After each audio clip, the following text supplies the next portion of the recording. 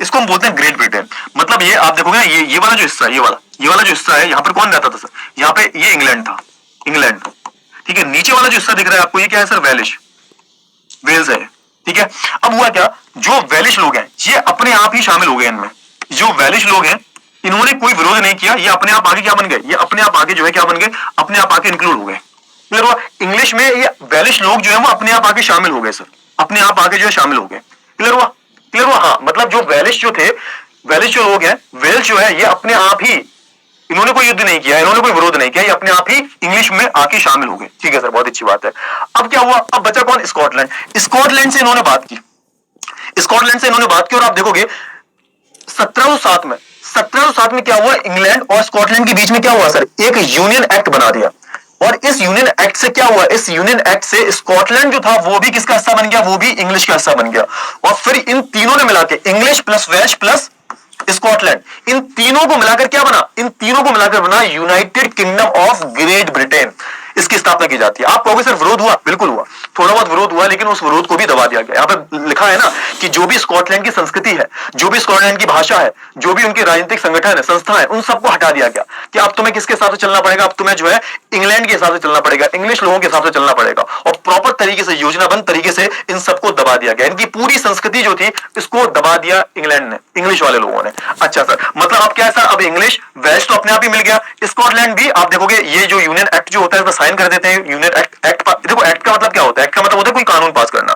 तो आप देखोगे यूनियन एक्ट कानून के चलते आप देखोगे कि हमारा जो स्कॉटलैंड था वो भी किसका हिस्सा बन गया? इंग्लिश का। अब इन तीनों को मिला के क्या बना? इन तीनों को मिला के निर्माण किया जाता है United kingdom of great Britain का। ठीक है, अच्छा आप कहोगे सर अब एक तो बचा हुआ है ना, हाँ आयरलैंड बचा हुआ है। अब आयरलैंड की बेटा मैं बात करूं तो आयरलैंड के दो भाग हैं। आप देखोगे ना, एक उत्तरी आयरलैंड है, एक दूसरा आयरलैंड है, इसको हम है ना रिपब्लिक आयरलैंड बोलते हैं। देखो आयरलैंड की हम बात करें तो आप देखोगे, देखो ये क्या है? देखो ये क्या, हमारा ये इंग्लैंड था। ठीक है, ये हमारे क्या था सर? ध्यान से देखो फटाफट से, ये समझ जाओ, फिर उसके बाद आखिरी टॉपिक बचा हुआ है। ये हमारा इंग्लैंड है, ये हमारा आयरलैंड है। ठीक है, और ये क्या है सर? हमारा ये हमारा स्कॉटलैंड है, स्कॉटलैंड है। ठीक है सर, अच्छा ये क्या है? ये अगर आप देखोगे ना, ये वाला हिस्सा जो है, ये वाला हिस्सा, ये कौन सा सर? ये उत्तरी आयरलैंड है। ठीक है, हाँ ये उत्तरी आयरलैंड। हाँ, उत्तरी आयरलैंड को अपने में कैसे मिलाएंगे ये बताया गया है यहाँ पे। उत्तरी आयरलैंड को आप देखो, ध्यान से देखना फटाफट से। अब आयरलैंड की बात करूं, यहाँ पे कौन से लोग रहते थे? यहाँ पर आयरिश जनजाति के लोग रहते थे। इनकी खुद की भाषा आयरिश भाषा थी, इनकी खुद की भाषा आयरिश भाषा है। और आप देखोगे ये जो लोग थे, इनकी अगर हम बात करें तो इनकी खुद की है, इनकी संस्कृति थी। जैसे स्कॉटिश लोगों की खुद की अलग संस्कृति है, वैसे इनकी भी अलग संस्कृति, अलग भाषा, अलग पहनावा है। अब यहाँ पर जो इंग्लैंड क्या करना चाहता है, वो इनको अपने में मिलाना चाहता है। अब ये कैसे करेंगे सर? ये कैसे करेंगे? अब देखो यहाँ पे आयरिश जो थे, आयरिश लोगों की बात करूं तो यहाँ पर दो तरीके के लोग थे आयरलैंड में। देखो आयरलैंड क्या, आयरलैंड एक जगह का नाम है। आयरलैंड के अंदर जो लोग रहते हैं, जिस जनजाति के लोग रहते हैं, उसको क्या बोलते हैं? उसको आयरिश बोलते हैं। आयरलैंड में दो तरह के लोग थे, एक तो थे प्रोटेस्टेंट और दूसरे थे कैथोलिक। अगर मैं प्रोटेस्टेंट की बात करूं, ये अच्छा, ये प्रोटेस्टेंट और कैथोलिक क्या होते हैं सर? ये सेक्ट होते हैं। मतलब जैसे आप देखते हो ना, जैसे मुस्लिमों में क्या होता है, शिया सुन्नी होते हैं, है ना, जैसे अलग अलग जगह होते हैं। तो आप देखोगे जैसे ईसाई धर्म में भी अलग अलग दो सेक्ट होते हैं, इनकी अलग अलग विचारधाराएं होती हैं, है ना। तो विचारधाराओं भी चलते हैं। जो ईसाई धर्म था वो दो हिस्सों में विभाजित हो गया था, एक को बोला गया प्रोटेस्टेंट्स और दूसरे को बोला गया कैथोलिक। अगर मैं प्रोटेस्टेंट की बात करूं तो आप देखोगे इंग्लिश जो लोग थे, यानी कि जो इंग्लिश लोग थे, ये प्रोटेस्टेंट का सपोर्ट करते थे। या फिर आप उल्टा बोल सकते हो, इंग्लिशों का सपोर्ट था किसको? प्रोटेस्टेंट को। और प्रोटेस्टेंट चाहते थे कि आयरिश जो है, आयरलैंड जो है वो इसका हिस्सा बन जाए। लेकिन दूसरी तरफ से कैथोलिक, कैथोलिक की संख्या बहुत ज्यादा थी। ये प्रोटेस्टेंट कम थे, इनकी संख्या कम थी, लेकिन सपोर्ट किसका था? सबसे ताकतवर लोगों का, सबसे ताकतवर जनजाति का सपोर्ट था इनको। कम संख्या है लेकिन सपोर्ट किसका? इंग्लिश का। कैथोलिक लोग बहुत ज्यादा है, ये नहीं चाहते थे कि हमारा आयरलैंड जो है इनका हिस्सा बने, लेकिन फिर भी दिक्कत ये थी कि इनको, इनके पास सपोर्ट नहीं था। हुआ क्या? विद्रोह हुआ। किसके द्वारा? कैथोलिक के द्वारा। क्योंकि इनके पास सपोर्ट किसका था? इंग्लिश का था। तो इस विद्रोह को जो है दबा दिया जाता है, इस विद्रोह को दबा दिया जाता है। और आप देखोगे इसमें कहानी है कि 1798 में रिवॉल्ट हुआ था। एक रिवॉल्ट मतलब एक तरीके से क्या हुआ था? विद्रोह हुआ था। किसके खिलाफ? इंग्लिश के खिलाफ, कि हम तुम्हारा हिस्सा नहीं बनना चाहते। लेकिन इस विद्रोह को दबा दिया गया। याद रखना 1798 में जो विद्रोह हुआ था उसको, उसका नेतृत्व किसने किया था? उसको किसने किया था? तो आप देखोगे वॉलस्टोन करके इंसान थे।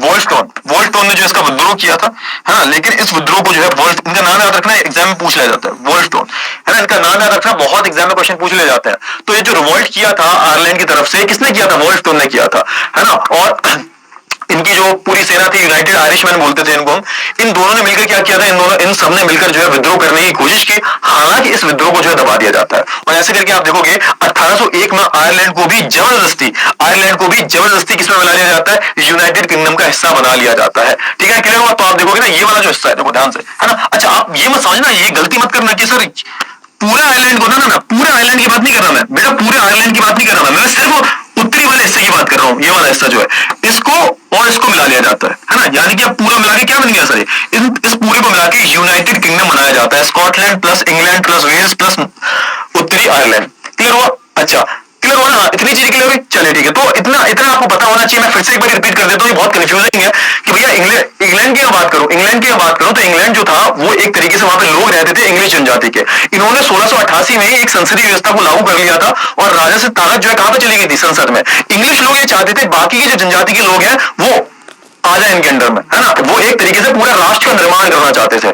तो पूरा राष्ट्र का निर्माण कैसे करते, जब सबको मिलाते, जब सबके अंदर जो है राष्ट्रवाद की भावना होती। अब भावना तो थी नहीं, क्योंकि इन सबकी संस्कृति अलग अलग थी। तो इन्होंने बलपूर्वक करना शुरू किया।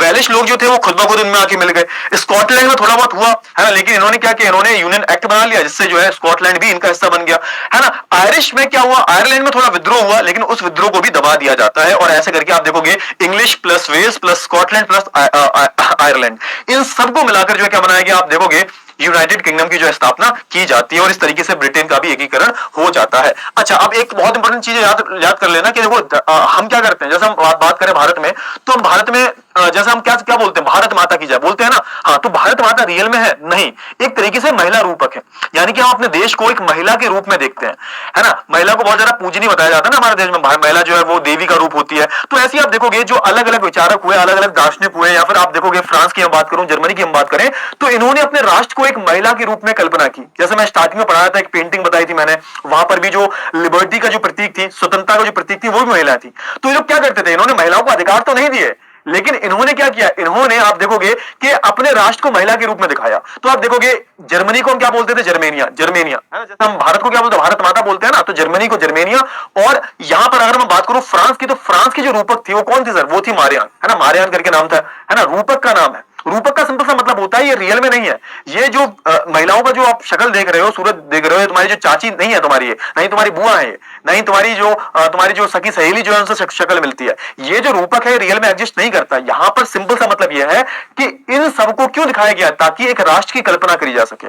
भारत माता की जय, है ना, जर्मेनिया माता की जय। ठीक है, क्लियर हुआ? चलो ठीक है, बहुत अच्छी बात है। अच्छा, याद रखना कि ये जर्मेनिया जो है, ये जो भी कुछ इन पर लगा हुआ है, जैसे ये तलवार, ये बतून का ये जो पूरा जो पेड़ है पीछे, पूरा एक तिरंगा है ना, एक ईगल का ये बैज है इनके छाती में, आप देखोगे ना इधर चेस्ट में, तो आप देखोगे ये प्रॉपर इन सब पर कुछ ना कुछ मतलब है। तो आपके एनसीईआरटी में लिखा हुआ है। जैसे कि हम बात करें, जो टूटी हुई बेड़ियां जो है किसका प्रतीक है, टूटी हुई बेड़ियां जो है आजादी का प्रतीक है ना। बाद छाप कवच जो है, कवच जो है यहाँ पर एक बैज लगा हुआ, बड़ा सा कवच जो लगा हुआ है, ये जर्मन राष्ट्र के प्रतीक है। क्लियर हुआ? बलूत की जो पत्तियां है किसका प्रतीक है सर, ये बहादुरी का प्रतीक है। तलवार जो है किसका प्रतीक है, कि भैया जर्मनी जो है वो मुकाबले के लिए तैयार है। तो आप देखोगे ना, ये हर एक चीज जो है कुछ ना कुछ बताती है। क्लियर हुआ? चलिए अब एक आखिरी टॉपिक पढ़ लेते हैं, आखिरी टॉपिक, राष्ट्रवाद और साम्राज्यवाद। अब सुनो ध्यान से, राष्ट्रवाद साम्राज्यवाद क्या है। अब इसकी कहानी में शॉर्ट में बता देता हूं, अभी सब कुछ खत्म नहीं हुआ है। अब आप देखोगे क्या हो गया है, हर एक, अब हमारा यूरोप क्या, हमारी हैप्पी एंडिंग हो चुकी है। यूरोप का लगभग हर राज्य जो है क्या बन चुका है, एक राष्ट्र बन चुका है। चाहे मैं बात करूं जर्मनी की, चाहे मैं ऑस्ट्रिया की बात करूं, चाहे मैं ब्रिटेन की बात करूं, चाहे मैं जर्मनी की बात करूं, चाहे मैं रूस की बात करूं, हर जगह राष्ट्र का निर्माण हो गया है। अब एक जगह है यूरोप में जिसको हम बोलते हैं बाल्कन, एक जगह है यूरोप में इसको हम बोलते हैं बाल्कन। और बाल्कन जो है कहां पर है सर, ये दक्षिणी पूर्वी यूरोप में, आप देखोगे ना ये। अब इस बाल्कन की हम बात करें, बाल्कन बहुत छोटा इलाका है, लेकिन ये छोटे इलाके में भी अलग अलग छोटे छोटे राज्य आते हैं। जैसे कि हम बात करें Romania, Bulgaria, Albania, Greece, Macedonia, Croatia, Bosnia, है ना, स्लोवेनिया, सर्बिया, मॉन्टेनिग्रो, ये सब क्या है सर, ये सबकी हम बात करें तो ये क्या है, ये पूरे बाल्कन शहर में छोटे छोटे राज्य हैं। एक टाइम पर क्या था, एक टाइम पर बाल्कन का जो राज था, यहां पर किसका राज था सर, तो यहां पर ऑटोमन साम्राज्य का राज था। ऑटोमन साम्राज्य जिसने ग्रीस पर भी राज किया था, है ना। अब हुआ क्या, धीरे धीरे जब ऑटोमन साम्राज्य कमजोर पड़ा, तो आप देखोगे यहां पर जो छोटे मोटे राज्य थे ना, इन्होंने अपने आप को आजाद घोषित करना शुरू कर दिया, जिसने ग्रीस पर भी राज किया था। है ना। अब हुआ क्या, धीरे धीरे जब ऑटोमन साम्राज्य कमजोर पड़ा तो आप देखोगे यहां पर जो छोटे मोटे राज्य थे ना, इन्होंने अपने आप को आजाद घोषित करना शुरू कर दिया। अब होता क्या था, ये जो छोटे छोटे राज्य हैं इनकी खुद की अलग पहचान थी, खुद की अलग संस्कृति थी, खुद की अलग जनजातियां थी, और ये एक दूसरे से लड़ते बहुत थे, चिढ़ते बहुत थे। क्यों? क्योंकि ये इतिहास को उठाकर बोलते थे कि ये इलाका हमारा है, नहीं ये इलाका हमारा, ये इलाका हमारा। ये एक दूसरे के इलाके पे क्लेम करते थे कि भैया ये वाला जो क्षेत्र है हमारा क्षेत्र है। अब जैसे ही ऑटोमन साम्राज्य कमजोर पड़ा तो ये अपने आप को आजाद करने लगे, और आजाद करने के साथ साथ ये क्या करने लगे, राष्ट्रवाद की भावना कुछ इस कदर थी कि इन्होंने राष्ट्रवाद को गलत तरीके से समझकर साम्राज्यवाद समझ लिया। साम्राज्यवाद का मतलब क्या होता है? साम्राज्यवाद का मतलब होता है कि तुम क्या कर रहे हो, तुम किसी कमजोर शक्ति पर अपना कब्जा जमाना चाहते हो, कमजोर क्षेत्र पर जो है आप अपना कब्जा जमाना चाहते हो। साम्राज्यवाद के चलते ही तो भारत गुलाम बना था, अंग्रेजों ने क्या किया, हम पर कब्जा कर लिया। तो ठीक उसी प्रकार आप देखोगे ये एक दूसरे से लड़ते थे। ये सारे जो राज्य हैं ये क्या कर रहे हैं सर, ये एक दूसरे से लड़ रहे हैं। लड़ क्यों रहे हैं सर? क्योंकि इनको एक दूसरे की जमीनों पर कब्जा करना था, क्योंकि ऑटोमन साम्राज्य कमजोर पड़ चुका है, इन सबकी अलग अलग जनजातियां हैं, अलग भाषाएं हैं, अलग पहनावा है, सब कुछ अलग है। अब ये एक दूसरे के इलाकों पर जो है क्या कर रहे हैं, हमले कर रहे हैं। क्लियर हुआ? अब ये जो क्षेत्र था पूरा विस्फोटक बन गया। दूसरी तरफ आप देखोगे पूरा जो क्षेत्र था ये खनिज संसाधनों से भरपूर था, और अगर हम बात करें व्यापार के पॉइंट ऑफ व्यू से, व्यापार के नजरिए से हम देखें तो ये क्षेत्र बहुत जरूरी था। इसीलिए आप देखोगे जो बड़ी बड़ी शक्तियां थी, जैसे हम बात करें जर्मनी, ब्रिटेन, है ना, रूस, है ना, फ्रांस, ऑस्ट्रिया हंगरी साम्राज्य, ये सब जो था ये क्या करते थे, ये इनकी जो है बाल्कन पर जो है नजर थी। अब ये क्या करेंगे भाई, अब ये देखोगे अब ये क्या करेंगे, अब भैया ना टीम बढ़ जाती है ना कि मैं तेरी तरफ, मैं तेरी तरफ, मैं तेरी तरफ, तो ये बाल्कन में अपना क्या करना शुरू कर देंगे, अपना जो है हस्तक्षेप करना शुरू कर देंगे। स्टार्टिंग से इनकी आदत थी भैया हस्तक्षेप करने की, तो ये क्या करेंगे, बाल्कन के क्षेत्र में अपना हस्तक्षेप करना शुरू करेंगे कि मैं तेरी तरफ, मैं तेरी तरफ। अब सुनो इनका मतलब क्या था, इनका क्या, इनके इनके कौन से इंटरेस्ट थे इसमें, है ना, इनका ये क्यों कर रहे थे बीच में, बाल्कन में ऐसा क्या था बेटा, बाल्कन जो क्षेत्र है ना वो व्यापारिक पर्पज से बहुत जरूरी था। ये अपनी एक तो अपनी सैन्य शक्ति बढ़ा देते हैं लोग, है ना, नौसेना को अच्छा बढ़ाना चाहते थे, और इस इलाके पर जिसका दबदबा होगा वो पूरे यूरोप पर राज करेगा। समझ रहे हो ना, ये इलाका इतना जरूरी था, स्ट्रेटेजिकली ये इलाका इतना जरूरी था कि जो इस इलाके पर कब्जा करेगा वो पूरे यूरोप के व्यापार पर कब्जा करेगा। तो आप देखोगे ना, समझो यहाँ पर ये जो लोग हैं इनके खुद के अपने मत हैं, खुद के अपने इंटरेस्ट हैं, तो इसलिए क्या कर रहे हैं, ये दखलंदाजी कर रहे हैं। और आगे चलकर क्या होगा, आगे चलकर आप देखोगे यही जो चीज है, यही चीज प्रथम विश्व युद्ध का कारण बनेगी। समझ में आया? तो इसको हमने क्या बोला, इसको हमने बोला राष्ट्रवाद साम्राज्यवाद। अब राष्ट्रवाद की भावना जो है इस कदर जा चुकी है कि इन्होंने राष्ट्रवाद, मतलब राष्ट्रवाद को कुछ इस तरीके से इन्होंने लिया, कुछ गलत तरीके से लिया कि अब ये राष्ट्रवाद जो है ना, अब इनके लिए वो साम्राज्यवाद बन चुका है। कि राष्ट्रवाद का मतलब ये भी है कि सामने वाले पार्टी को जो है उनकी जमीनें छीन लो, है ना, उनका क्षेत्र कब्जा लो, है ना। अब हमें ज्यादा संसाधनों की जरूरत है तो हमें क्या करना पड़ेगा, हमें जो है साम्राज्यवाद करना पड़ेगा, अपने साम्राज्य को बढ़ाना भी पड़ेगा। अब ये जो राष्ट्र है इसको बढ़ाना भी पड़ेगा।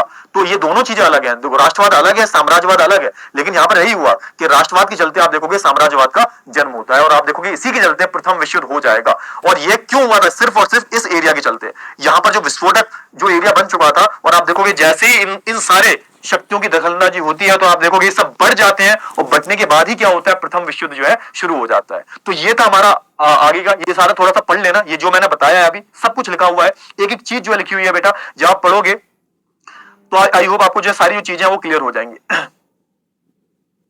ना, क्लियर हो। हाँ, तो ये बड़ी बड़ी शक्तियां जो थी ये बाल्कन क्षेत्र पर अपना प्रभाव ज्यादा बढ़ाना चाहती थी, तो इस चक्कर में आप देखोगे आगे चल के युद्ध होगा। और इसी प्रकार आप देखोगे कि क्या होगा सर, होगा क्या सर, जल्दी से होगा फटाफट से, क्या होगा, क्या होगा, युद्ध होगा, प्रथम विश्व। तो इसी के साथ हमारा जो लेक्चर है समाप्त हुआ भाई। आई होप आपको सारी जो चीजें हैं बहुत अच्छे से क्लियर हो गई होंगी, क्लियर हुआ, सारी चीजें क्लियर होगी। चलिए तो भाई एंड करें इस क्लास को। हाँ, नोट्स कहां मिलेंगे, तो ये मेरा जो टेलीग्राम लिंक है प्लीज जाकर जो है ज्वाइन कर लो यार, जाके टेलीग्राम चैनल जो है ज्वाइन कर लो, वहां पर इस नोट्स को जो सारे जो नोट्स है, कल वाला लेक्चर, आज वाला लेक्चर, इन सबको शेयर कर दिया जाएगा। आई होप आपको ये लेक्चर जो है बहुत पसंद आया होगा। तो ऐसे ही हमारे सारे चैप्टर के आगे से कोशिश करूंगा मैं 1 घंटे 1.5 घंटे में चैप्टर खत्म कर दिया करूं।